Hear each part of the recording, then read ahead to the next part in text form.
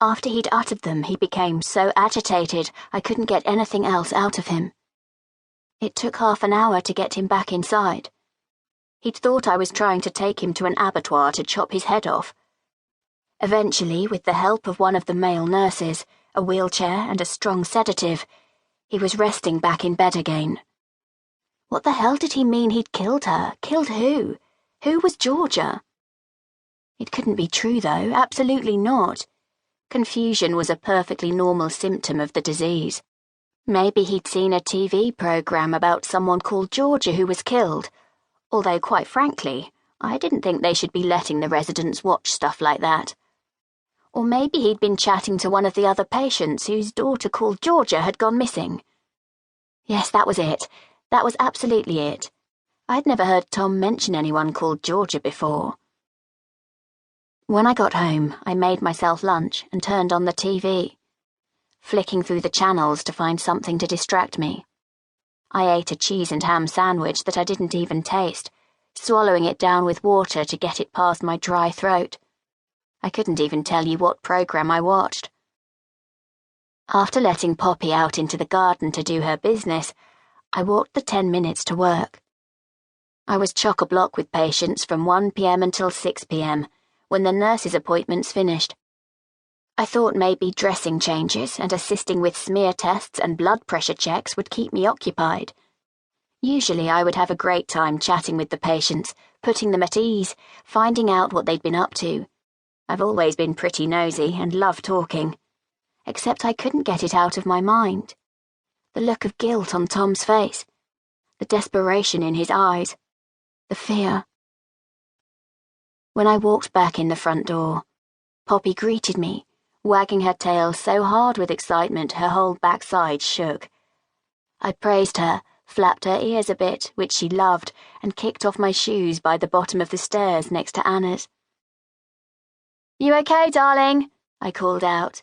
"Yeah," Anna said. "I'm in the kitchen." I walked up the hallway and found Anna sitting on a stool at the island in the centre of our large farmhouse-style kitchen, which oozed sunlight and was the heart of the house. Her school books were placed in neat rows over practically the whole surface. Pens of various colours were lined up horizontally in front of her. She was so precise about certain things, I sometimes wondered if she had OCD, but I always pushed that thought to the back of my mind. We all had it to varying degrees, didn't we? We all had routines, things that we liked just so. I'd seen far too many labels placed on kids these days. I wasn't about to put one on my precious girl. I kissed the top of her head. "How was school?" "Good, but I've got some maths homework I might need help with. When's Dad back?" Ethan was the maths genius and always helped Anna out with it. I could only add up with a calculator.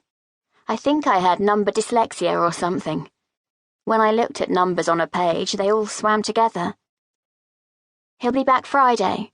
"But he's always working away at the moment," she whined. "He's overseeing a big project in York, and he needs to be on site. He can't commute from there to Dorset every day, it's too far." I stroked her hair, then peered in the fridge. My appetite still hadn't returned, and I didn't fancy cooking. What I fancied was a big glass of wine. "He's going to call later, so you can have a chat, though." "Okay." She bent over her notebook and underlined something neatly with a red marker pen and a ruler. "I've got to do a project on capital punishment for religion and ethics." "Oh, how nice," I drawled. I'd had a meeting with the school recently about them wanting to fast-track Anna through some of her subjects because they'd classified her as gifted. Ethan and I had debated this for a while. I didn't think the school should be bandying about those kinds of terms. What about the other kids who weren't gifted? How would it make them feel? Still, Anna was very intelligent, and we decided in the end to go ahead with it. It meant she was learning some of the curriculum a lot earlier than she should have been, but she was clearly enjoying it, and from her reports she was doing really well. "It's really interesting, actually," she said. "What do you think?"